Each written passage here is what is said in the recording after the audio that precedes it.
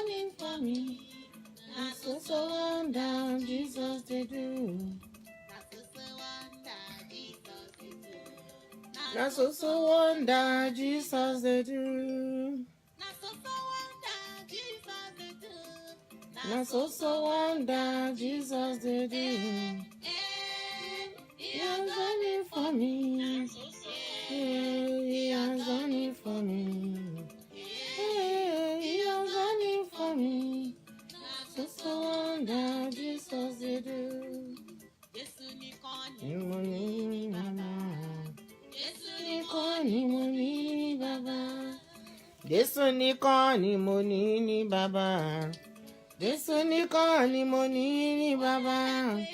Ẹ bá mi gbórúkọ rẹ̀. Ẹ bá mi gbórúkọ rẹ̀. Ẹ bá mi gbórúkọ rẹ̀. Jésù nìkan ni mo ní bàbá. Jésù nìkan ni mo ní bàbá.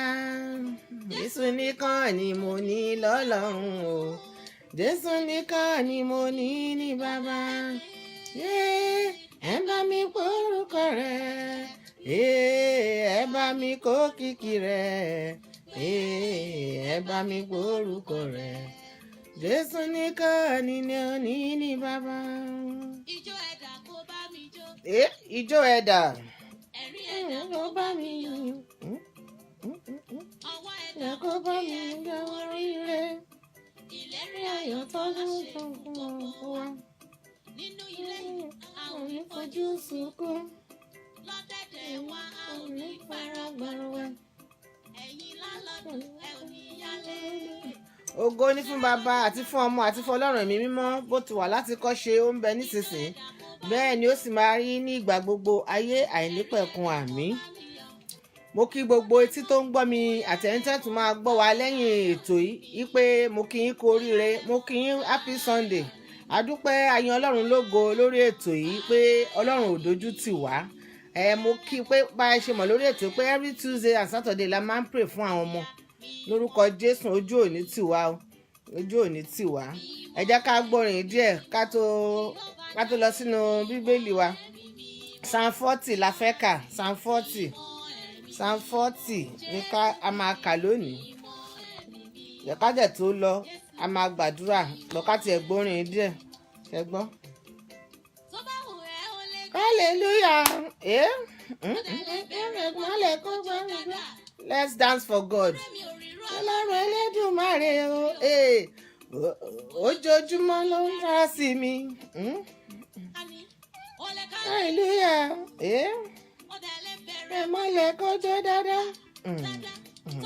Rírú Elédùmarè. Ojoojúmọ́ ló ń dára sí mi. You are worthy, oh Lord. You are worthy, oh Lord. You are worthy, oh Lord. You are worthy, oh Lord. You are worthy, Lord. You are worthy, Lord. You are worthy, Lord. You are mighty Father. You are worthy, Lord. You are worthy, Lord. You are worthy, Lord. You are worthy, Lord. You are worthy, Lord. You are worthy, Lord. Almighty Father, you are worthy, Lord. You are worthy, Lord.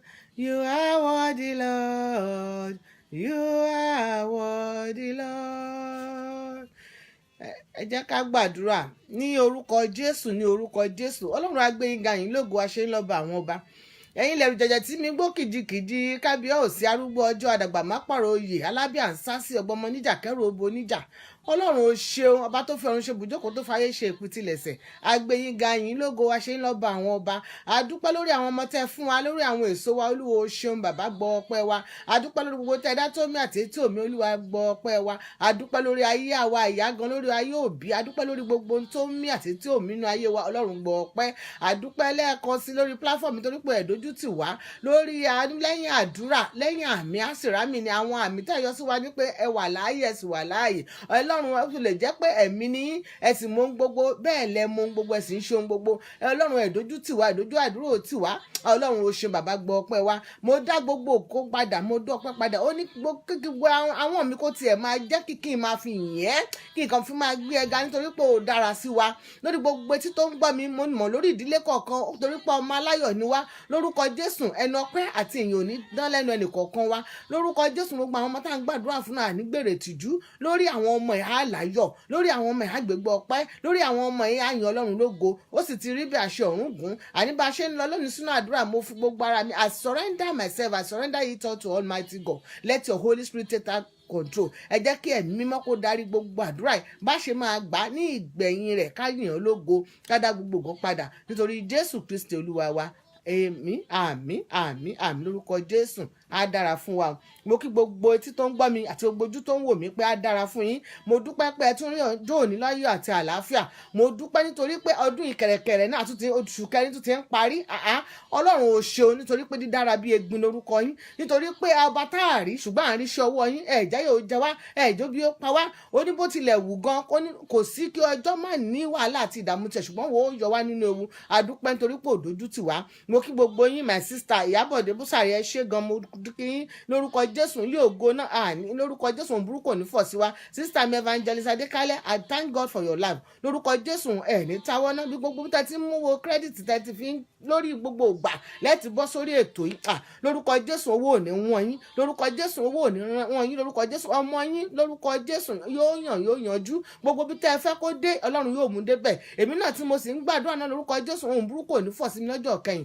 lórúkọ Jésù àwọn ọmọ mi ò ní dìdàkudà lójú ayé mi lórúkọ Jésù gbogbo etí tó ń gbọ́ mi ẹ jẹ́ wọn mọ́ lórúkọ Jésù gbogbo ojú tó ń wò mí ẹ ní wò bànújẹ́ lórúkọ Jésù ìwà àlàáfíà ìwòye ìwòsàn lẹ́mọ̀ wò lórúkọ Jésù Olúwa wa àmín àmín àmín àmín fáyà á dára fún wa mo kí yín káàbọ̀ so bá a ṣe ń lọ sórí ètò a ti mọ̀ pé a máa ń gbàdúrà a dẹ̀ máa lọ sínú ẹ̀kọ́ bíbélì láti fi bára wa sọ̀rọ̀ nítorí pé àdúrà ló ń gbà kì í ṣe agbára ó ní kì í ṣe mímọ̀ ṣe anybody lórúkọ Jésù ojú òní tiẹ̀ tilétilé ojú òsì ní tèmi náà mo kí yín o mo kí yín ẹ jẹ́ ká lọ sínú kíkà wa ti tòní nínú ó wà nínú ìwé 1 Corinthians chapter 18 ká tó lọ síbẹ̀ Evangelist ẹ jẹ́ ká ka Psalm 40 yẹn mo fẹ́ ká máa fi máa bẹ̀rẹ̀ àwọn àdúrà wa then we will go to our reading Psalm 40 I read ìgbọràn ṣáájú ẹbọ ni ó nìyẹn ó ní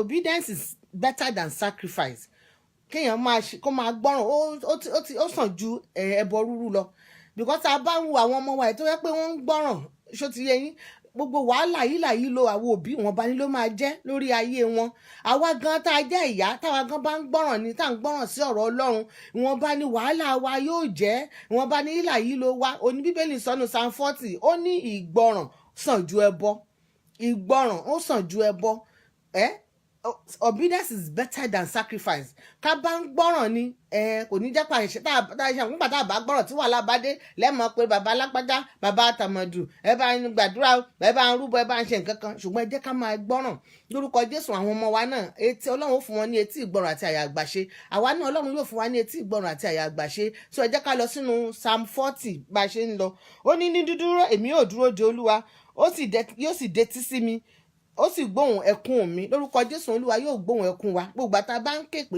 Ọlọ́run ó ní dúdúró ẹ wò pé káàtẹ̀ ní Dáfídì ló kọ́ nínú ìgbà ìṣòro rẹ̀ náà ló ń kọ àwọn yẹn àwa náà bó tilẹ̀ wù ká pẹ́ tó láyé bá tilẹ̀ wù lójoojúmọ́ kò sí ká má rí ìdààmú ṣùgbọ́n nítorí pé èmi àti a ní Kristi ní ó sì jẹ́ kí wàhálà àti ogun ayé yẹn kó borí wa kò sì ní borí wa lórúkọ Jésù ó ní ó sì mú gòkè pẹ̀lú láti inú ihò ìparun jáde wá láti inú erùpẹ̀ ẹrẹ̀ ó sì fi ẹsẹ̀ mi ka òun orí àpáta ó sì fi ìṣísẹ̀ mi lélẹ̀ ó sì fi orin túntùn sí mi ní ẹnu àní orin ìyìn sí Ọlọ́run wa ọ̀pọ̀ ènìyàn ni yóò rí tí yóò sì bẹ̀rù tí yóò sì gbẹ́kẹ̀lé Olúwa ìbùkún ni fún ọkùnrin náà tí ó fi Olúwa ṣe ìgbẹ́kẹ̀lé rẹ̀ tí kò sì ka onírẹ̀ra sí tàbí irú àwọn tí ń yà sí ìhà èké Olúwa Ọlọ́run mi ọ̀pọ̀lọpọ̀ ní ṣe ìyanu tí ń ṣe ọ̀pọ̀lọpọ̀ ní iṣẹ́ ìyanu tí ń wò tí ń ṣe, praise the Lord, sorry about that, àti ìrònú rẹ̀ sípa tiwa. A kò lè kà á fún wọn ní ẹ̀ṣẹ̀, bí èmi ò wí tí èmi ò sì sọ̀rọ̀ wọn níwájú wọn ju ohun kíkà lọ. Praise the Lord. Okay. Verse 6 ni mo dé. Ẹbọ àti ọrẹ ìwọ kò fẹ́, etí mi ni ìwọ sì ṣí. Ọrẹ ẹbọ sísun àti ọrẹ ẹbọ ẹ̀ṣẹ̀ òun ni ìwọ kò béèrè. Nígbà náà ni mo wí pé kíyèsí, èmi dé, nínú àpò ìwé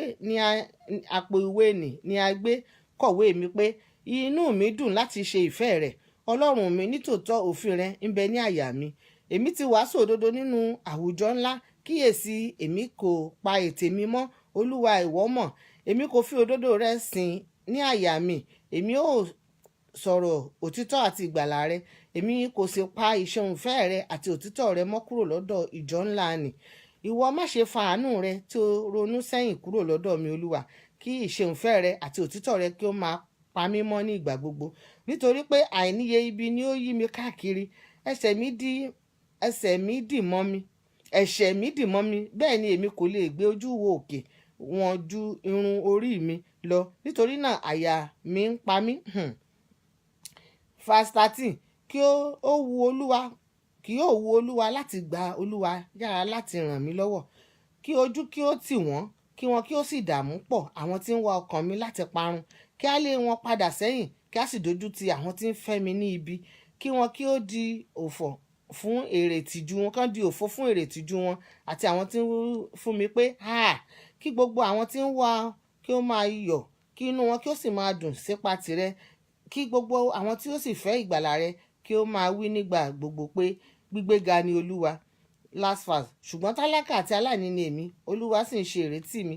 Ìwọ ni ìrànlọ́wọ́ mi àti olùgbàlà mi. Má ṣe pẹ́ títí, Ọlọ́run mi. Ògo ni fún Baba àti fún Ọmọ àti fún Ọlọ́run ẹ̀mí mímọ́, bó ti wà láti kọ́ṣe, ó ń bẹ nísinsìnyí, bẹ́ẹ̀ ni ó sì máa rí ní ìgbà gbogbo, ayé àìnípẹ̀kun. Àmín. Àmín lórúkọ Jésù.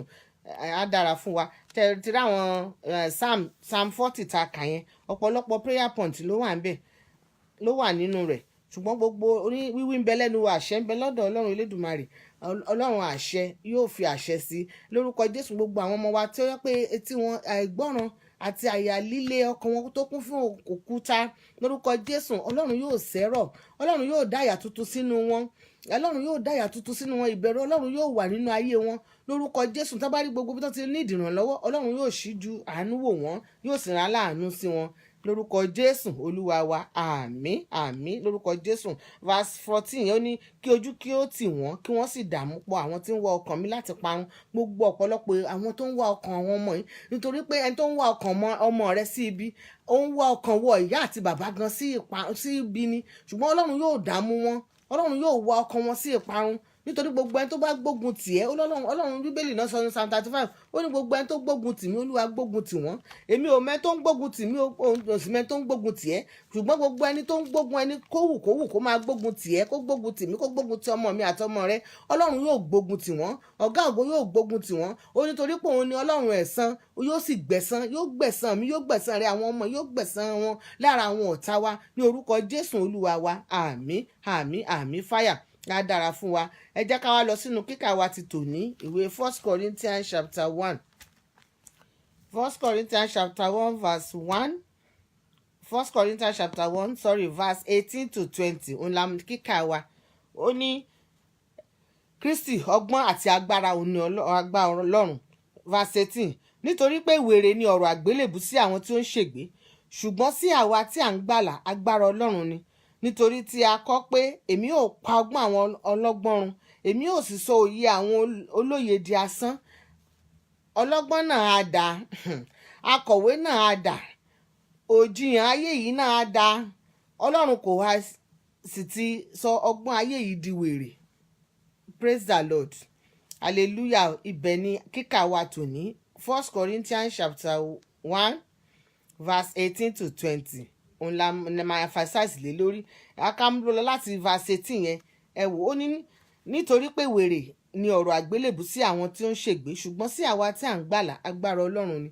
Ẹ ti rí bẹ́yẹn. Ọ̀pọ̀lọpọ̀ ènìyàn pẹ̀lú bá a ṣe pé majority gbogbo wa tiẹ̀ ní not majority, because kò tí ì sẹ́ tó tí ì pé 2000 kò tí ì sí. Tá a bá rí maximum age tó lọ́wọ́lọ́wọ́ tá à ń lò ní ìkórìíta tá a wà á jẹ́ bóyá bíi 180 or something. Tó bá máa rí gan bóyá nínú àwọn Chinese yẹn ló ti máa rí láàrin wọn, kì í ṣe lápá àṣàlẹ̀ wa. Ṣùgbọ́n Ọlọ́run òun ló ní gbogbo ìgbà àti ọjọ́ lọ́wọ́. Ṣùgbọ́n nǹkan tí mo fẹ́ fààyàn ni pé nínú ọ̀rọ̀ tí mo sọ ni pé Bíbélì yìí wọ́n ti kọ́ kálí àti kọ́ after the death of Christ kátẹ̀wálá azún pé 2000 years. Ẹ wá wò ọ̀pọ̀lọpọ̀ náà ni ò tí ì wá gba Jésù ní Olúwa àti Olùgbàlà. Ọ̀pọ̀lọpọ̀ náà sì jẹ́ doubting Thomas, bí àwọn ọmọlẹ́yìn Thomas tó ní àwọn àfìgbà tó ń bá fojú kan tó ń bá rí. Ọ̀pọ̀lọpọ̀ náà ló sì ń dúró de gbà tí Jésù òun ó dúró gbà tí Jésù gangan bá dé tó ń bá rí pé Jésù yìí náà ni òun ni ó gbà ńlá. Ọ̀pọ̀lọpọ̀ ní àgbélébù oníṣẹ́ sọ pé ọ̀rọ̀ àgbélébù ẹ mọ ọ̀rọ̀ àgbélébù bí Jésù bá ṣe pé a ṣe pa Kristi fún èmi àti ẹ àti ṣe festival yẹn tán sìn àbí àti parí Easter ó kálukú ẹlòmíì àtúntì ìgbà jíǹde yẹn ó jíǹde àtúntì iná àgbà Jésù gbọ́n àtúntì ó kálukú àtúntì máa mú wà ọwọ́ rẹ̀ àtúntì máa mú lò kọ́lọ́run kó gba ìwà tí ò bá ṣe ti Ọlọ́run kó gbà nínú ayé àwọn ọmọ wa kó gbà nínú ayé àwa gan pàápàá kó gbà nínú ayé mi gan tí mò ń sọ̀rọ̀ yìí kó gbà nínú ayé gbogbo tí tó ń gbọ́ mi àti tí ó tún máa gbọ́ mi.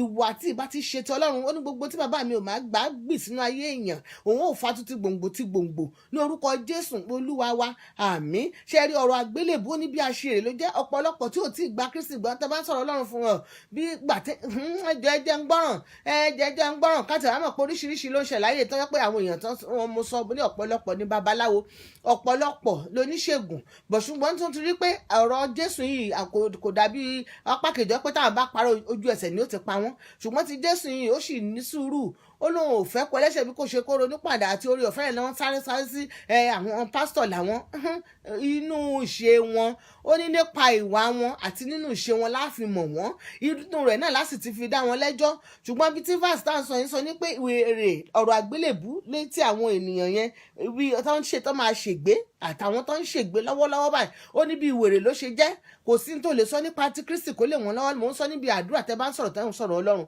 ò ní rérò ń bẹ ádì ló fi máa rérò bẹ́ẹ̀ ṣùgbọ́n pé ká máa ṣépè sí ìṣẹ̀dá ọmọ àbí ká máa ṣépè fúnra wọn àbí ká máa sọ̀rọ̀ ẹ̀gàn ìgbé tí Sátánì ràn wọ́n lọ́wọ́ dé yẹn wọ́n máa pọ̀ ń bẹ̀ bí eṣú Ọlọ́run yóò sì ṣàánú ìbẹ̀lẹ̀dẹ̀ máa rí ọ̀pọ̀lọpọ̀ gan tá máa wò wọ́n ṣùgbọ́n a máa bá wọn gbàdúrà ni ó nítorí pé àwọn èèyàn mi ń ṣègbè wọn ní ìmọ̀ kọ́lọ́run kó ṣàánú Ọlọ́run kó ṣàánú kò sí irú ọgbọ́n tó a lè gbọ́n kò sí ìwà tá a lè wù kò sí ní tó sì lè ṣe tó lè fi tẹ ayé lọ́rùn ṣùgbọ́n tó bá ń hùwà bí Ọlọ́run tó bá wàá mọ̀ pé gbogbo nǹkan tó ń ṣe òun ṣe fún Ọlọ́run ni òun ló sọ pé òun ń bọ̀ èmi ń bọ̀ kankan mi ò sí ń bọ̀ pẹ́ lè rèmi láti tán fún oníkálukú gẹ́gẹ́ bí ọṣẹ́ ọwọ́ rẹ̀ ṣùgbọ́n ìwọ tí wọ́n ń kẹ́pẹ́ rẹ̀ ní ìsìn pé gba Jésù sí Olúwa gbà sí ayé rẹ̀ olólùwà olólùgbàlà ó ní ọ̀nà òtítọ́ àti ìyè tó o sì ń wò pé ọ̀rọ̀ wòrò lẹ́ ń sọ yẹn àwọn tí ó ń ṣègbé ó ní ọ̀rọ̀ àgbélébù bí wèrè ló jẹ́ lórúkọ Jésù tá a bá wò nígbà ayé Mósè gan ìgbà tí àwọn tí nǹkan ní lórí ilẹ̀ tí bóyá bí nǹkan bá ta wọ́n ni o àbí pé àìsàn kan àbí inú ìdè kan náà wà Ọlọ́run sọ fún Mósè ó mú ọ̀pá rẹ̀ sókè ejò sì yíká ó ní tó bá ti wò ó ní ẹ bá ti wò wọn ara wọn ó sì dá wọn sì sàn symbol nìyẹn and that's the shadow but now we have seen the substance pé ẹ ti kan Jésù mọ́gi ẹ wá wò ó ló ti parí lórí igi àgbélébù yẹn ló ti ń sọ fún mi àti ẹ pé wàhálà àti ìdààmú àìṣètì àìbọ́jọ́ gbogbo wàhálà àti ìdààmú lórí ọmọ rẹ pò ti parí gbogbo gbèsè yẹn ti parí gbogbo ìmárààrún yẹn ti parí òun náà la ṣe ń sọ ṣùgbọ́n ìjẹ́wọ́ gba Jésù wọ́n tó bá sì ń rí pé ọ̀rọ̀ àgbélébù tó òun nínú ẹ̀yìn tẹ́ẹ̀tẹ́ ṣì ń rò ó níbi ìwèrè bí kò ní yé yín a máa pé kí náà ń sọ ò ní ṣègbé lórúkọ Jésù èmi náà ò ní ṣègbé ẹ wo olórin yẹn kọ ó ní ẹ gbé Jésù sókè ẹ gbé Jésù sókè ó ní ẹni tó bá wò yóò yè ẹni tó bá wò when you are even looking at him your physical eye ẹ wò kò sẹ́ni tó wo Passion of Christ yẹn kò sẹ́ni tó lè wo fíìmù yẹn kó tẹ̀ wá máa imagine pé this is real mo ṣe dí pẹ̀lú Christ ní tómi jó ní bọ́ lójú rẹ̀ àbí tí ó yẹ pé òun kò ní feel pain yẹn ẹ wá wò pé wá wo Maria tó ń wo ọmọ rẹ̀ ká wá máa wà wá àyà táwa lóde sí gan Ọlọ́run má jẹ́ kí ìpayà lórí ọmọ kó pa èèyàn ọ̀pọ̀lọpọ̀ náà ti máa pè ní lórí ọmọ rẹ̀ tó pé ìpayà yóò ti rógun hypertension ṣùgbọ́n adúpẹ́ pọ́lọ́run ò ṣe tiwa bẹ́ẹ̀ ẹ wo ọ̀rọ̀ àgbélébù ó ní lójú àwọn tó ń ṣègbé bíbí ìwèrè ni lórúkọ Jésù Ọlọ́run yóò fún àwọn ọmọ wa ní etí ìgbọràn àti àyà àgbàṣe ní gbogbo ìgbà tó bá ń gbọ́rọ̀ Ọlọ́run yóò máa wọ̀ wọ́n létí lórúkọ Jésù mo ní mi ò ní ṣègbé ìwọ́gun ò ní ṣègbé àwọn ọmọ rẹ̀ ò ní ṣègbé gbogbo tí ó mú èmi àti ẹ ṣègbé lórúkọ Jésù ọ̀run yóò mú kúrò lónìí lórúkọ Jésù Olúwa wa àmín àmín àmín lórúkọ Jésù á dára fún wa jẹ́ ká lọ sínú ìwé Róòmù Romans chapter 1 verse 18 ó náà ní ó ní nítorí èmi kò tijú ìrere Kristi nítorí agbára Ọlọ́run ní sí ìgbàlà fún olúkúlùkù ẹni tí ó bá gbàgbọ́, fún Júù ṣáájú àti fún ẹlínà. A ti wá rí lákàtẹ̀wá ní gentile èmi àti kèfèrí, ṣùgbọ́n a ti rí àánú gbà. At least Apostle Paul ó ti gbé ìrere dọ́dọ̀ èmi àti ẹ pẹ̀lú bẹ́ẹ̀ ó sì wá lọ́dọ̀ ní náà àwa náà tá a ti wá jẹ́ vessels and ambassador of God. We are preaching the gospel. Ìrere yẹn Kristi yẹn náà ni ká ronú pìwàdà kó nú ẹ̀ṣẹ̀, ó ti jí dìde, ó ti jí kèmí àti ẹ ká má bàa kú. Nítorí bẹ́ẹ̀ la ṣe máa receive Christ into our life. Ẹ jọ̀ọ́ gbogbo etí tó ń gbọ́ mi nídìí ilé kọ̀ọ̀kan mi ò ìwọ tó bá ṣì wò pé ọ̀rọ̀ Jésù gbàwo náà ló ń bọ̀ tó máa tó oríṣiríṣi ohun là ń gbọ́, ṣùgbọ́n Ọlọ́run ò rebi kankan. He lives with you from the beginning. Látàtì kọ́ ṣe ayé tó ti ní the breath of life inside you. So it's us.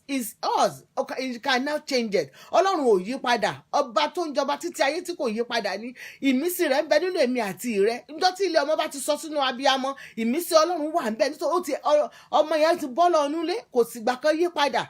Ó ní ẹni tó ń gbénu mi ó ju ẹni tó ń gbénu ayé lọ. He lives in yours. Nígbà tá a bá wá wò pé kò wá condemn yẹn, and you now use it has given us the choice to choose from the bad from the good. Ó wá decide láti máa ṣe bí gbogbo agbára ẹ̀mí burúkú tó ń jó ṣe ṣàṣìṣe, ẹ̀mí burúkú tó ń jẹ́ káwọn ọmọ mi ṣàṣìṣe àbọ̀mọ̀ rẹ̀ ṣàṣìṣe, ẹ̀mí burúkú tó ń jẹ́ kan tó ń ṣì wọ́n lò. Nígbà tẹ́mi ẹ bá lu ọmọ tán ojú ọmọ ó le kó tó bá lò lọ́wọ́ ojú ó le kókó gbò bá gbélẹ̀ tán ni ó wà rọ kalẹ̀.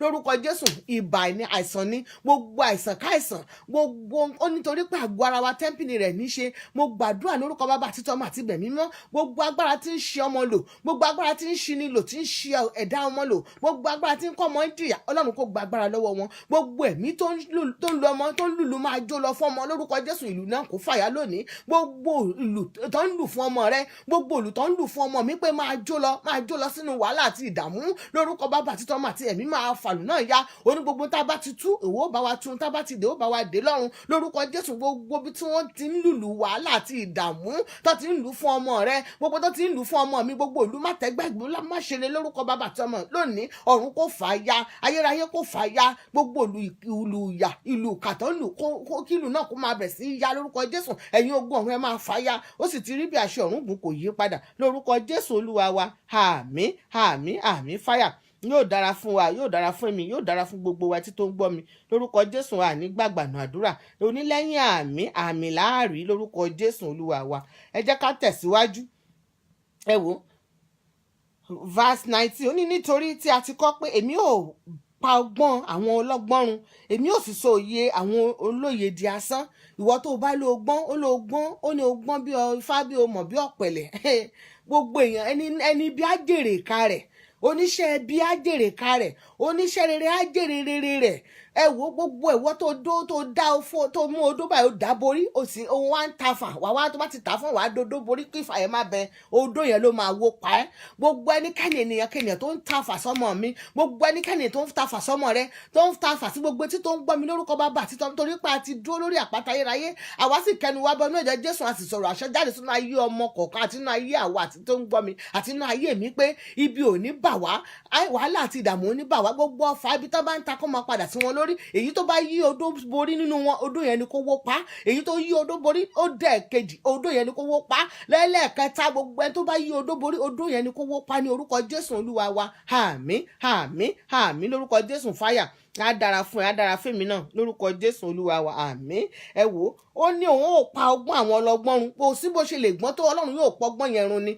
Ọgbọ́n rẹ bí aṣèrè ní níwájú Olúwa. Ọgbọ́n wo ló fẹ́ ní? Òun ló ṣe sọ pé ẹ fi gbogbo ìjà ẹlẹ̀ fún òun jà. Ẹ fi gbogbo ìjà Ọlọ́run ẹ̀san. Bọ́lọ́run yóò ṣe dójú ti àwọn ọ̀tá rẹ níbi tó pé gbogbo ibi ìpàdé wọn ní wọ́n kóra wọn jọ. Ó ní kíkọ́ ọjọ́ wọn kì í ṣe nítorí Ọlọ́run, ó lòun ò tú wọn ká. Òun ló tún sọ ní gbogbo àwọn ọ̀tá rẹ, òun ò jẹ́ kán jẹ ara wọn lẹ́jẹ̀ yó, wọ́n sì mu ẹ̀jẹ̀ ara wọn bí ọtún tún dùn. Wọ́n ṣe máa mú nìyẹn tó fi máa mú gbẹ. Wọ́n máa ní ó máa dùn ṣàgbẹ́ni tó bá dùn á mọ̀ mú kó dùn ní ẹ̀jẹ̀ ara wọn bí wọ́n ṣe máa mú torí wọ́n rò pé ó dùn ní bí wọ́n ṣe mu ẹ̀jẹ̀ ara wọn gbẹ tán nìyẹn lórúkọ Jésù. Ọ̀rọ̀ Ọlọ́run ò yí padà, Ọlọ́run ò yí padà. Ẹ jẹ́ ká dúró de Olúwa, ẹ jẹ́ ká dúró tẹ́ni tó bá dúró ti Olúwa kò kì í jogún òfo lórí gbogbo ìkórìíta tí o ti rò pé ìjì ìfẹ́ gbé ọmọ rẹ lọ. Ó ní ìjì ayé kò lè mi ọmọ mi, kò sì ní mi ọmọ rẹ. Wọ́n ní wọ́n rìn nínú omi ò ní gbé wọn lọ, wọ́n rìn níná, iná yìí ò sì ní gbé wọn lọ. Àṣẹ Ọlọ́run ni, àṣẹ sì ti gùn, nítorí pé àwa ń sọ jáde, ó sì ń rán Ọlọ́run létí ọ̀rọ̀ rẹ̀ ni. Ẹ má jẹ́ ká fòyà, ẹ jẹ́ kọ́kàn wa kó balẹ̀. Gbogbo ẹlọ́gbọ́n ayé tó lè rò pé òun gbọ́n jù ẹ lọ. Oore tí Bàbá ṣe fún mi ó pọ̀, èmi kò lè ṣàìṣọpẹ́. We thank God, we give God all the glory. Ìwọ network kó gbọ́rọ̀ Olúwa lórúkọ Jésù Olúwa wa, àmín àmín fáyà á dára fún wa. Ẹ jẹ́ ká lọ sí verse 19. Network ń ṣe ti ẹni ṣùgbọ́n Ọlọ́run jù lọ, nítorí pé a ti kọ́ pé èmi ò pa ọgbọ́n àwọn ọlọ́gbọ́n run, èmi ò sì sọ òye àwọn olóye di asán. Àwọn tó tòpó olóye oníyẹ tá bá ti ní Kristi, ó lẹ́nu bá ti ní Kristi ó ti lóhun gbogbo. Ọ̀pọ̀lọpọ̀ ènìyàn ló rò pé ń gbọ́n, ó ti adájọ́ gan, ó ti pásítọ̀ ni, ó ti wòlíì ní, gbogbo alágbára ayé yìí, ó ti president wa gan Nàìjíríà, ó ti gbogbo Amẹ́ríkà ni, ó ti gbogbo ti UK ni, wherever tán lè wà tán lè rò pé àwọn gbọ́n. Ọlọ́run yóò sọ agbọ́n wọn, yóò sọ di asán. Kò sẹ́ni tó, àbí ṣé ìyá mọ ìkòkò, èyàn máa gbọ́n ju ẹni tó mọ̀ ni, ìkòkò lè gbọ́n ju ẹni tó mọ̀. Ọ̀pọ̀lọpọ̀ ènìyàn ojú ọ̀nà wọn á filẹ̀, wọn á máa kiri wọnú igbó lọ. Ọ̀hún náà nìyẹn, nígbà tó bá yẹ kẹ́ ẹ wà lórí ẹkún, ká dúpẹ́ lọ́wọ́ Ọlọ́run, ká gbé Ọlọ́run ga lórí ọmọ. A bá máa pe bàbá alágbájá, a mọ̀ pé ìyá tàmọ̀dù. Lórúkọ Jésù àní ṣìpè, lórúkọ Jésù àní ṣìlẹ̀tẹ̀. Mo sọ lẹ́ẹ̀kan sí, èmi àti òní ṣìpè àti wáyé iná, àwọn ọmọ wo rògo lò, èmi gan rògo mi lò. Ẹni tó bá ní okú òní kó kú, ẹni tó bá ní kó nìṣó lọ́rùn òní kó máa lọ. Ẹ sọ pé ẹ tí ì ṣetán, ọmọ rẹ ò tí ì ṣetán. Ọmọ mi, ọmọ rẹ yóò gborí ilẹ̀ ṣe rere ni. Ìwọ ilẹ̀ à ń sọ fún nínú Jeremiah, ó ní kí ilẹ̀ gbọ́rọ̀ Olúwa. Dẹ̀ sọ lórí platform mi pé àwọn ọmọ wa, ọmọ mi, ọmọ rẹ, gbogbo ọmọ títún gbọ́ mi, wọ́n ń ṣe rere lórí ilẹ̀. Yóò gbọ́ ọ̀rọ̀ wọn, yóò gbọ́ ọ̀rọ̀ wọn. Ilẹ̀ yóò ṣe wọ́n láàánú, yóò ṣe wọ́n lógo, ògo wọn yóò buyọ fáyé láti rí. Èèyàn kan náà mọ̀ pé ẹgbẹgbẹ̀rún ló mọ̀ dá wọn lóhùn. Lórúkọ Jésù, gbogbo ẹni tó bá ń lòun ó ní wọn lára. Ọlọ́run yóò fi wọ́n ṣe bàtà ìtìlẹ̀sẹ̀, wọ́n mọ̀ fi ṣe tẹ̀lé rìn ni. Lórúkọ Jésù, ò ní gbọ́rọ̀ òkè ìbànújẹ́ mi náà ò ní gbọ́. Mo sọ lẹ́ẹ̀kan sí, mo pàṣẹ sínú ayé ẹnìkọ̀ọ̀kan àti sínú ayé mi gan pé ire lójú owó rí, etí wa yóò mọ gbọ́, lójú wa yóò mọ ríre ní lórúkọ Jésù Olúwa wa, àmín. Ṣùgbọ́n má jẹ́ ká lò pa àgbọ́n tó lúwa. Ó ní ta ń tọ́lọ̀, kò sí ọgbọ́n kankan. Ẹni tí ọgbọ́n Ọlọ́run ní ká máa béèrè fún, ìmọ̀ àti òye Ọlọ́run ká máa béèrè fún àwọn ọmọ wa. Ó ní olóye, ìwọ tó rò pé olóye yóò sọ òye rẹ dòmùgọ̀. Ẹ mọ bí tí ó tiẹ̀ tí wá máa ń pa mí lẹ́rìn. Àwọn tó máa ní àwọn scientists, àwọn kinní kan, àwọn ògbọ́ Ọlọ́run gbà àwọn ṣe ìjọ kan. Ẹ máa wò, kò sẹ́ni tí ó wáyè tí ò ní lọ. Kò sírú ọgbọ́n tó lè gbọ́, kò sírú ìmọ̀ tó lè ní, kò sírú òye tó lè ní. Níbo ló wá fẹ́ lọ jírèrè fún? Níbo ló fẹ́ lọ jáàbọ̀ fún? Lórúkọ Jésù, ohun burúkú ní fọ̀ sí mi àti ẹ. Ọgbọ́n tá a ní àgbùdọ̀ gbọ́n jù lẹ́ni tó olórí ìwà ẹlẹ́dàá wa lọ. Òun ló ń fún wa ní ọgbọ́n àti ìmọ̀ àti òye. Ẹ jẹ́ ká wá béèrè fún ọgbọ́n àti ìmọ̀ yẹn fún àwọn ọmọ wa. Ọgbọ́n Ọlọ́run mo béèrè fún ọmọ mi, ọgbọ́n Ọlọ́run mo béèrè fún gbọmọ etí tó ń gbọ́ mi àti tí ó tún máa gbọ́ mi. Ìmọ̀ àti òye Ọlọ́run kó wọnú ayé àwọn ọmọ ẹ̀ lórúkọ Jésù. Àwọn ọmọ yóò ní wà bákan náà mọ́ lórúkọ Jésù. Gbogbo òkùnkùn tó yí ọmọ ẹ̀ ká, gbogbo wọn òkùnkùn yẹn yóò di ìmọ́lẹ̀. Wọ́n gbọ́rọ̀ Olúwa lórúkọ Jésù. Ó ní ìmọ́lẹ̀ wọn ti dé, arise and shine, nítorí pé ìmọ́lẹ̀ ọmọ rẹ ó ti dé lórúkọ Jésù. Ayé ò ní fọwọ́ bògo ọmọ mi, wọn ò ní fọwọ́ bògo rẹ. Ó ní gbogbo ìjì tó lè kó máa jà lórúkọ Jésù. Ọlọ́run yóò fi ààbò rẹ̀, yóò fi yí wọn ká, yóò sì ti rí bí aṣọ ọ̀run kò yí padà. Olúwa wa, àmín. Verse 20, last verse. Ó ní ọlọ́gbọ́n náà á da. Ẹ ti rí Bíbélì gan bẹ, ta ló lò pé òun gbọ́n? Ta ló lọ́gbọ́n ayé tó gbọ́n tó rò pé òun gbọ́n ju Ọlọ́run tó dá lọ? Ó ní ó nìyẹn 1 Corinthians chapter 1 verse 20. Ó ń béèrè, ó ní ọlọ́gbọ́n náà á da. Tí a bá ti lè mú ọlọ́gbọ́n tó máa rò pé òun gbọ́ngbọ́ngbọ́n, òun ò ní kú, òun ó tún aago òun ayé òun ò ní kú, gbogbo ayé òun máa jẹ́ tòun. Kò sí Sátánì tó jẹ́ bàbá wọn, the liar, father of liars. Òun gan kò rí ògùn ẹ̀ ṣe. Tó bá rí ṣe ni kò ní jẹ́ kí Jésù yẹn kó kú lọ bẹ́ẹ̀ yẹn, kò ní jẹ́ kí Jésù, kò ní mọ̀ pé òun máa kàn, kò ní múṣẹ́. Yóò ti mọ̀ pé gbogbo wa ká wà nínú ayé, ṣùgbọ́n Ọlọ́run ọkọ̀ sẹ́ni tó gbọ́n tó Olúwa. Òun la ṣe máa ń béèrè fún ọgbọ́n Ọlọ́run lórí ayé àwọn ọmọ rẹ lórúkọ Jésù. Àwọn ọmọ yìí ò ní ṣìwàwù. Mo lọ́mọ mi ò ní, ọmọ rẹ ò ní ṣìwàwù, ọmọ mi ò ní ṣìwàwù. Àwa gan ìyá à ní ṣìwàwù lórúkọ Jésù Olúwa wa, àmín. Ó ní akọ̀wé náà hadà. Ẹ wá tún wò, àwa ka gbogbo ìwé tán àríró ẹ̀rí. My sister, God bless you. Ó ní akọ̀wé àríró ẹ̀yú, my sister Fentola. Ọlọ́run á bá mi dúró tì yín, ọgbọ́n ìmọ̀ àti òye á bá mi fún yín tọmọtọmọ lórúkọ Jésù. Ẹ ní rámáyé, àwọn ọmọ yín ò ní rámáyé, gbogbo ohun tẹ́ ẹ jẹ, ohun tẹ́ ẹ gbà lọ́wọ́ ènìyàn ní wá bí yín, èyí tẹ́ ẹ gbà gan Ọlọ́run yóò fi àánú yóò fi gbọ́ yín lékè. Àánú Ọlọ́run tó ń ṣògo lórí ìtẹ́ ògo ni mo béèrè fún gbogbo ojú tó ń wò mí ní wákàtí àti ọ̀wẹ́ àti ayé mi gan. Àánú Ọlọ́run tó ń ṣògo lórí ìtẹ́ ògo, àánú yẹn ni ó yí wa ká, àánú yẹn ni ó ràgà bu àwọn ọmọ wa gbogbo bí tó bá ń lọ wọ́n mọ rójú rere àti àánú Ọlọ́run ní lórúkọ Jésù Olúwa wa, àmín. Ó ní akọ̀wé náà á dà, òjìyàn ayé yìí náà á dà, gbogbo wọn dà, àwọn ò ń dà. Ọlọ́run kò wá ti sọ ọgbọ́n ayé di wèrè. Wọ́n tó rò pé gbọ́ngbọ́ngbọ́n kò sí bó ṣe lè gbọ́n tó á sọ di wèrè ní wá sọ. God has made their foolish the wisdom of this world. Ó ti sọ di wèrè. Ònìyẹn ẹ jẹ́ ká ní Ọlọ́run, ẹ jẹ́ ká ní ìbẹ̀rù Ọlọ́run. Gbogbo ohun tá a bá ní ẹ jẹ́ ká fi kájúwọ́ rẹ̀ fún Ọlọ́run. Àwọn ọmọ tá à ń gbàdúrà yìí gan fún tá a bá sì wó wọn mọ́wọ́, Ọlọ́run á ní ṣe bó o fẹ́ máa tọ́jú wọn ni. Ṣe bó fẹ́ máa ṣèwọ́ ló fẹ́ máa ṣèyá àti bàbá. Ọ̀nà la jẹ́ ọ̀nà. They only pass through us. We are only guardians. Ọlọ́run ló ní wọ́n, Ọlọ́run sì ló mọ tó fẹ́ fi wọ́n lò. Ṣùgbọ́n gbà tá a bá fi lé Ọlọ́run lọ́wọ́, àwọn ló máa bá wa dáàbò bò wọ́n. Kò sí bẹ́ẹ̀ ṣe lè wà, ó ní mo máa ń sọ, màá ní kò sí bórí ṣe wà lórí kó wà lọ́rùn kó má mì. Kò sí ní bá ṣe, ọjọ́ tí orí ẹ̀ ò bá ti mì mọ́ lórí ọrùn ẹ̀, kó ti mọ̀ pé wàhálà ti dé bá. Orí yẹn á máa mì ní. Bẹ́ẹ̀ sì ni kò sí kí ìjì kankan máa jà, ṣùgbọ́n òun ti ní àtújú kan, òun ti ṣẹ́gun rẹ̀ fún wa. Ẹ jọ̀ọ́ nítorí Ọlọ́run yóò ṣàánú bó tiẹ̀ lè gbàdúrà fáwọn ọmọ rẹ̀. Fi wọ́n lé Ọlọ́run lọ́wọ́. Ọlọ́run lọ́ba tó ń ṣe gbogbo tó sì mú gbogbo. Ọlọ́run yóò máa darí wọn síbi tí ire ayọ̀ wọn bá wà ní. Lórúkọ Jésù ìbànújẹ́ ò ní wọlé tèmi àti ẹ wá lórúkọ Jésù. A ti mọ̀nà iye náà lórúkọ Jésù, àní yí padà. Ẹ wo Ọlọ́run, ẹ jẹ́ ká lọ sínú ìwé Psalm tá a kà yẹn níbẹ̀rẹ̀ verse 9. Ó ní èmi ti wàásù òdodo nínú àwùjọ ńlá, kíyèsí èmi kò pa ètè mi mọ́, Olúwa ìwọ mi. Ṣe rí pé David ló ń sọ ńbẹ̀ yẹn. Ṣé ti yé wa? Ẹ mọ̀ pé ọkàn ni Ọlọ́run ń báyàn dínwó, ọkàn wa ló ń wò. Ó ní òwò bó ṣe ń wà kó wo tó ń ṣe kó wo ìrìn àjò rẹ̀. Ọkàn rẹ̀ ni kí ló ń fi ọkàn yẹn rò. Ṣùgbọ́n nínú ọkàn Dáfídì ó fi ń yan Ọlọ́run. Kí ni àwa náà fi ọkàn wa kí la fi ń ṣe? Nínú Bíbélì tá a kà yẹn, Ọlọ́run ń gbọ́ tí èèyàn, Ọlọ́run sì ń gbèjà èèyàn, Ọlọ́run ń ṣàánú fún yàn. Ṣùgbọ́n níbo ni ọkàn rẹ wà? Sọ́dọ̀ Ọlọ́run ni àbí lékejì? Ẹ jẹ́ kó wà lọ́wọ́ kan, ẹ jẹ́ kó wà lójú kan. Ọmọ rẹ gan jẹ́ kó mọ̀ pé màmá mi is all about Christ. Á dáa fún ẹ, á dáa fèmí náà lórúkọ Jésù, ànígbàgbànú àdúrà. Ẹ jẹ́ ká lọ fi prayer wa, ká lọ fi Isaiah 49 ká fi gbàdúrà fún àwọn ọmọ wa. Ó dẹ̀ nídìí tí mo fi fẹ́ ká lo Isaiah 49 yẹn verse 9 to 11. Wo ọ̀pọ̀lọpọ̀ ló ń ṣẹlẹ̀, wọ́n fi kinní kan wọ́n sakuléètì ẹ̀ tó yẹ pé ọmọ yẹn ọlọ́pàá lọ fà jáde nínú ṣọ́ọ̀bù, ó dẹ̀ bẹ̀rẹ̀ sí kó orin bò ó ti ẹ̀ bá wù bí wà tó kàmọ́ àti ẹ̀pẹ́ ti Nàìjíríà wọ̀ sí jù yẹn lọ. Wọ́n ti gbé gbàjú, wọ́n ti gbé gbàmù, wọ́n ti gbogbo oríṣiríṣi. Ọmọ míì tí ò mọ́wọ́ mẹsẹ̀ ewúrú ọmọ kan tán náà pa tó ti South Africa dé tán, oríṣiríṣi ló ń ṣẹlẹ̀. Sètánì ló ń ṣiṣẹ́ burúkú yẹn, ló ń jàjà gidigidi. Ta gbogbo wa bá wo Revelation chapter 12 verse 12 kí náà ló ń ṣe ń bẹ̀ yẹn. Nígbà tí ò rí Màríà mú, tí ò sì rí, ó wá ń wò pé gbogbo orú àwọn ọmọ tó da, àwọn ọmọ ológo tó kù, àwọn ọmọ yẹn wọn ò ní jẹ́ lálàáfíà, ò ní jẹ́ ó sinmi. Gbogbo agbára tí òjò ọmọ mi ó sinmi, gbogbo agbára tí òjò ọmọ rẹ̀ ó sinmi, Ọlọ́run yóò gbàgbára lọ́wọ́ wọn. Revelation 12 ó ní nítorí náà ẹ máa yọ̀ ẹ̀yin ọ̀run, ẹ sì máa yìn ẹ̀yin tí ń gbé inú ayé. Ègbé ni fún ayé àti fún òkun, nítorí èṣù sọ̀kalẹ̀ tọ̀ yín wá, inú ìbínú ńlá náà ló fi wá, nítorí ó mọ̀ pé ìgbà kúkúrú ṣáà ni òun ní. Kí ló wá ń ṣe? Ọlọ́run kó ṣàánú.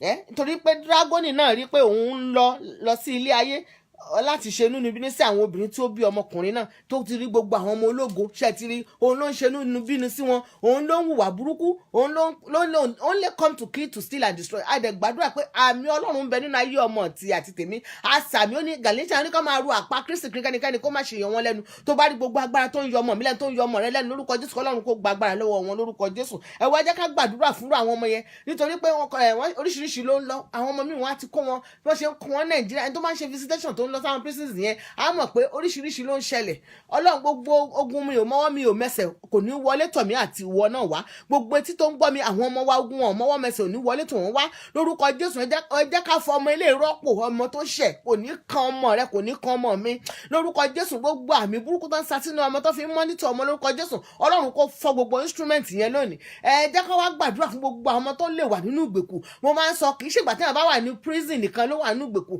Ẹlòmíì gan ọmọ mi bẹ́nu ilé tẹ́ pé nù gbèkú àrójú àráyè náà fi sí, ọmọ míì bẹ́ nù gbèkú kò rọ́kọ fẹ́, ọmọ míì wà nù gbèkú kò ráyà fẹ́, ọmọ míì wà nù gbèkú ó tiẹ̀ ti sú mi òun fẹ́ para wọn. Ọ̀pọ̀lọpọ̀ ọmọ tẹ́ bá débẹ̀ ẹ̀rí wọn, ọ̀pọ̀lọpọ̀ ọmọ ni ó máa yára ẹ̀ ń bléèdì self-harm, ọ̀pọ̀lọpọ̀ ọmọ ló máa overdose, ọ̀pọ̀lọpọ̀ ọmọ ló máa lọ bẹ́ sínú tírélà kí mọ́tò tiẹ̀ pa wọn, ọ̀pọ̀lọpọ̀ ọmọ rú kí nìyẹn wàhálà. Ọlọ́run ní jẹ́ kí gbogbo abiyamọ tó ń gbọ́ mi àti tó máa gbọ́ mi, ogun ayé ò ní jẹ́ títí àní rẹrù ayé, àní ru wàhálà àti ìdààmú ayé lórúkọ Jésù. Gbogbo ogun kò sún mi nínú àwọn ọmọ wa, ohun yẹn burúkú kó wọnú ìgbèkùn lọ. Gbogbo ohun pé mi ò rọ́nà bá lọ, mi ò rọ́nà gbé gbà, gbogbo ogun àfinisùn nínú ayé ọmọ rẹ, tó bá rí gbogbo ìgbèkùn táyé fi ọmọ mi sí tó fọ ọmọ rẹ sí lórúkọ Jésù, òun kó tú wọn sílẹ̀. Ó ní gbogbo tá a bá ti tú láyé òwò bàbá ti lọ́run ni, pẹ̀lú agbára àṣẹ gbọ̀dọ̀ wa agbára jíǹde kó máa lọ sórí àdúrà tá à ń gbà lónìí ní orúkọ Jésù Olúwa wa. Àmín àmín àmín fáyà. Ẹ wá jẹ́ ká lọ sínú Isaiah 49 verse 9. Ẹ jẹ́ ká fi gbàdúrà. Ó ní kí ìwọ kí ó lè wí fún àwọn ìgbèkùn pé ẹ jáde lọ, fún àwọn tó wà nínú òkùnkùn pé ẹ fi ara yín hàn, wọn ò jẹ ní ọ̀nà wọn ni, pàápàá ìjẹ wọn ò sì wà ní gbogbo ibi gíga lórúkọ Jésù. Gbogbo ọmọ rẹ ibi gíga láyé wọn, ibi gíga ni wọ́n máa bá wọn, ibi gíga láyé ọmọ mi, ibi gíga ni wọ́n máa bá wọn. Gbogbo ọmọ tó wà nínú ìgbèkùn lásán, ó ní Bíbélì ó sọ nínú bí ó ní thou mayest say to the prisoners, go forth to them that are in darkness, show yourself, they shall feed in all ways, and their pasture shall be in all places. Lórúkọ Jésù gbogbo ọmọ tó wà nínú ìgbèkùn, ó ní wọ́n á jáde, wọ́n á ní ànító àti àníṣẹ́kù lórúkọ Jésù. Ó ní wọn ò ní kú síbẹ̀. Gbogbo ìgbèkùgbèkù tó ọmọ rẹ bá lè wà, àbí tí ìwọ gan tí tó ń gbọ́ mi bá wà lónìí, ìgbèkùn márùn-ún jẹjẹ, ìgbèkùn márùn-ún ná. Ẹnìkan jọ ń sọ̀rọ̀, ó ní àwa tá wà nílùú òyìnbó ìgan, ó nínú ìgbèkùn la wà. Mo wá ń sọ pé ẹni tó wà Nàìjíríà gan wà nínú ìgbèkùn. Nígbà tó rẹ̀ mi kan máa pè mí, ó ní ọ̀nà táwọn lọ gba wọn wò ìṣẹ̀dì kan tiẹ̀ wá kán wá ní òkè àwọn fún yín tíkẹ́ẹ̀tì, wọ́n wá bẹ̀rẹ̀ sí dààmú wọn, wọ́n ń wé sí táàmù wọn. Ṣé ẹ ti rí kò síbi tí ìṣe ò sí? Kọ́lọ́run kó ṣàánú fún wa. Nàìjíríà gan ìgbèkùn náà wà, àwa táwọn wà ní òyìnbó ìgbèkùn la wà, gbogbo àgbáyé ga wà nínú ìgbèkùn ní. Kọ́lọ́run kó fi ìmọ́lẹ̀ rẹ̀ kó fi ṣàánú fún wa, nítorí ní àtètè kọ́ ṣe ó ní gbogbo ayé dà rújurùjú, ayé òun gan ṣì wà nù rújurùjú ni, ayé òun ò tí ì rójú, ìfọkànbalẹ̀ ò sí, irọ́ parọ́ fún rọ́, délé ẹjọ́ gan báyẹn máa rọ́lọ́pàá tẹ̀ ń sanwó fún tẹ̀sán táàkì fún tẹ́pọ̀ owó yín, owó iṣẹ́ tẹ̀ ń ṣe lẹ́ fi ń sanwó iṣẹ́ fún wọn, tí wọ́n máa parọ́, wọ́n mọ̀ parọ́ báyìí. Ẹ̀ sì lè sọ pé ṣùgbọ́n gbogbo ayé ti dàrú jùrùjú. Àwa ń bi Ọlọ́run ní ọwọ́ agbára rẹ̀ náà kó tiẹ̀ fi wọlé ayé yìí kó ṣàánú fún wa. Òun ló ṣe sún ọ̀pọ̀lọpọ̀ mí á ní Ọlọ́run gan kí Jésù gan tiẹ̀ wá dé kó kálukú mọ ibi tó lọ, ṣùgbọ́n Jésù ò ní dé bí gbogbo ìrere rẹ̀ ò bá tí ì tàn káàkiri gbogbo àgbáyé. Nítorí bẹ́ẹ̀ ló ṣe sọ fún èmi àti ẹ, a ní ká kéde ìrere Kristi. Ṣùgbọ́n ní ìkórìtà tí èmi àti ẹ wà yìí, kí wàhálà àti ìdààmú tẹ́ àdojúkọ tọ́lọ́run sì yèmí àti ẹ, nítorí pé pẹ̀lú oore ọ̀fẹ́ àwọn ọmọ wa yìí tí wọ́n tá fi ẹ̀yìn lẹ̀ fún, wàhálà ayé ò gbúdọ̀ gbé wọn lọ, ìjì ayé ò gbúdọ̀ mẹ̀ wọ́n. Òun la ṣe ń gbàdúrà fún gbogbo àwọn ọmọ ẹ̀ pé gbogbo ọmọ tó wà nínú ìgbèkùn lónìí, ìgbèkùn má rọ́kọ fẹ́ ni, ìgbèkùn má ráyà fẹ́, ìgbèkùn kúrò lójú kan yóò tiẹ̀ sún mi, ìgbèkùn ṣe graduation gan kò tiẹ̀ má tún wá ríṣẹ́, ìgbèkùn kò tún wá ríṣẹ́ kan tún máa gbógun tiẹ̀ ń bẹ̀, ìgbèkùn kò tún máa wálé kó má rí ilé gbé kó máa yálé gbé. Gbogbo ìgbèkùn kú ìgbèkùn lórúkọ Bàbá àti Ọmọ àti Ẹ̀mí Mímọ́. Ẹ máa gbọ́rọ̀ Olúwa lónìí, kẹ́ ẹ máa pòrò àánú ayé wa, ẹ máa pòrò àánú ayé àwọn ọmọ wa lórúkọ Jésù. Gbogbo ìgbèkùn àlàáfíà ó ní àlàáfíà ló fún wa, kì í ṣe bí ayé ti ṣe fún wa. Gbogbo àlàáfíà Ọlọ́run la fẹ́ nínú ayé àwọn ọmọ wa, àlàáfíà Ọlọ́run la fẹ́ nínú ayé wa ní orúkọ Jésù Kristi Olúwa wa. Àmín àmín àmín àmín fáyà. Ó sì ti rí bẹ́ẹ̀, àṣẹ ọ̀run kò yí padà. Ó ní ẹ fi ara yín hàn, ṣe ti rí, nítorí pé ní tó bá jẹ́ ìmọ́lẹ̀ lọ́lọ́run, kò sí bó ṣe fẹ́ wà nínú òkùnkùn tí ò ní farahàn. Ìmọ́lẹ̀ máa borí gbogbo òkùnkùn yẹn ni. Lórúkọ Jésù ọmọ wa, lórúkọ Jésù gbogbo òkùnkùn tó yí wọn ká, ìmọ́lẹ̀ Ọlọ́run yóò jọba, ìmọ́lẹ̀ Ọlọ́run yóò tàn yí wọn ká, ìmọ́lẹ̀ Ọlọ́run yóò tàn yí èmi gan ká àti ìwọ tó ń gbọ́ mi, ìmọ́lẹ̀ Ọlọ́run yóò tàn yí ayé wa ká lórúkọ Jésù Olúwa wa. Àmín àmín. Ó nítorí pé gbogbo ibi gíga láyé mi rẹ̀, ibi gíga láyé wa lórúkọ Jésù. Àníbáláyé fọwọ́ tí àwọn ọmọ tá ń gbàdúrà fún ànígbèrè ìtìjú lórúkọ Jésù Olúwa wa. Àmín àmín àmín fáyà. Á dára fún wa o, ojú òní tì wá o lórúkọ Jésù Olúwa wa. Àmín. The network verse 10 ládé. Ó ní ebi kì yóò pa wọ́n, bẹ́ẹ̀ ni òǹgbẹ kì yóò sì gbẹ wọ́n, oòrùn kì yóò mú wọn, bẹ́ẹ̀ ni oòrùn kì yóò sì pa wọ́n, nítorí tí ẹni tí ó ti ṣàánú fún wọn yóò tọ̀ wọ́n, ó ní yóò tọ́ wọn, àní ní àìsùn omi ó ní yóò dà wọ́n. Ṣé ti rí ọ̀rọ̀ Ọlọ́run ò yí padà.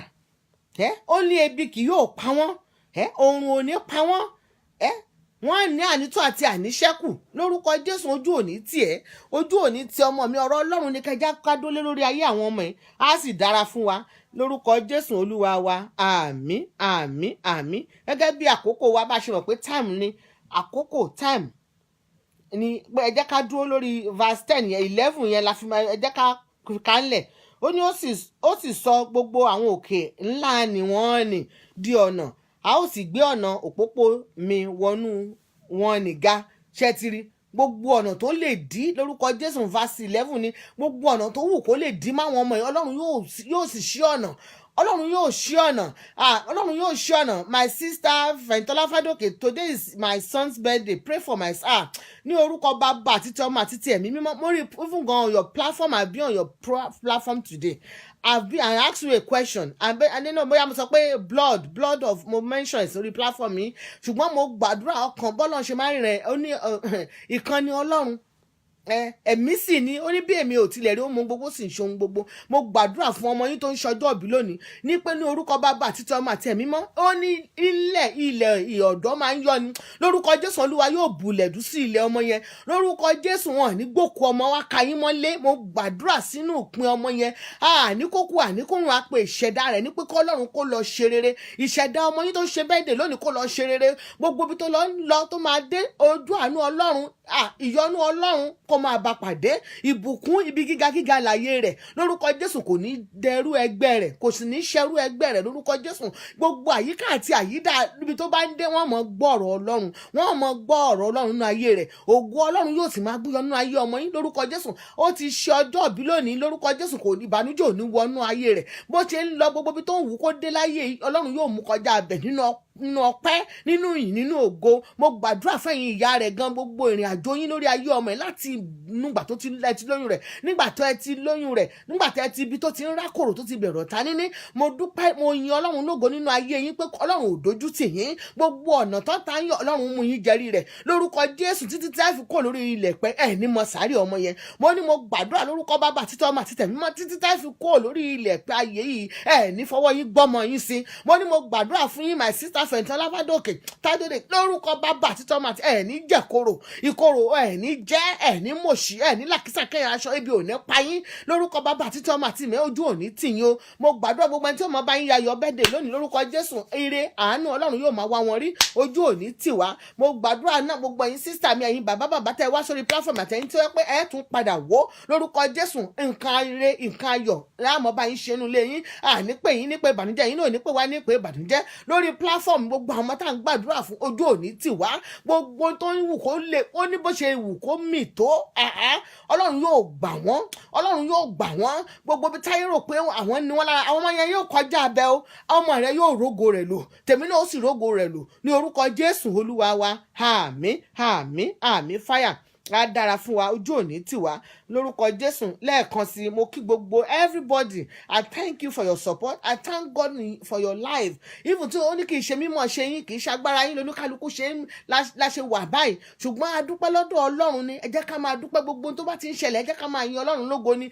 My sister tó bá jórin ló mọ̀ ọkọ máa fi yin Ọlọ́run. Bó jẹ́ gbogbo tó bá mọ̀ lára, bó jára náà ló mọ̀, mú fi máa yin Ọlọ́run rẹ lógo. Máa jẹ́ kí ọkàn rẹ kó máa ṣe ìfẹ́ Ọlọ́run. Máa jẹ́ kí ọkàn rẹ máa yìn. Let your soul magnify, let your spirit rejoice lórúkọ Jésù Olúwa wa. Àmín àmín àmín lórúkọ Jésù. Ní ìparí ohun gbogbo, ẹ jẹ́ ká súnmọ́ Ọlọ́run. Ọlọ́run ó ní ọ̀nà òtítọ́ àti ìyè. Ojú òní tì wá.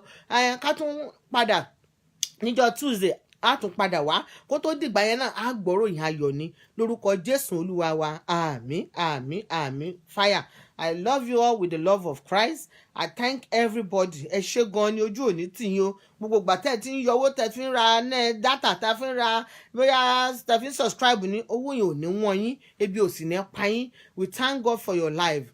And I say bye for now. And I love you all with the love of Christ. ẹ jẹ́ ká dúpẹ́ pé o ṣé, ẹ jẹ́ ká dá gbogbo ògo padà fún Ọlọ́run ká tó parí pé kí n tó tẹ finish. Ẹ jẹ́ ká dá gbogbo ògo padà nítorí pé Ọlọ́run ló ní ọpẹ́, òun ló ní ògo, Ọlọ́run ló ní gbogbo ìgbà, òun ló mú àkókò wá sí ìmúṣẹ. Ọlọ́run o ṣé nítorí pé o dára sí wa. I thank you God, I thank you Almighty. Mo dúpẹ́ ò jẹ́ ń pèrè, ò jẹ́ kó jẹ́ pé nǹkan kan máa dí ọ̀nà àdúrà ìdúró. Ọlọ́run o ṣé nítorí pé o dára sí wa. Bàbá gba gbogbo ọpẹ́, gba gbogbo ògo ní orúkọ Jésù Olúwa wa. Àmín, àmín, àmín. Fire. Thank you all. See you on Tuesday. My sister Adekale, thank you. God bless you. My sister Fentola, my daddy John, thank you very much. I will see you. Bye. Love you all. See you again on Tuesday. Love you with the love of Christ. Bye-bye.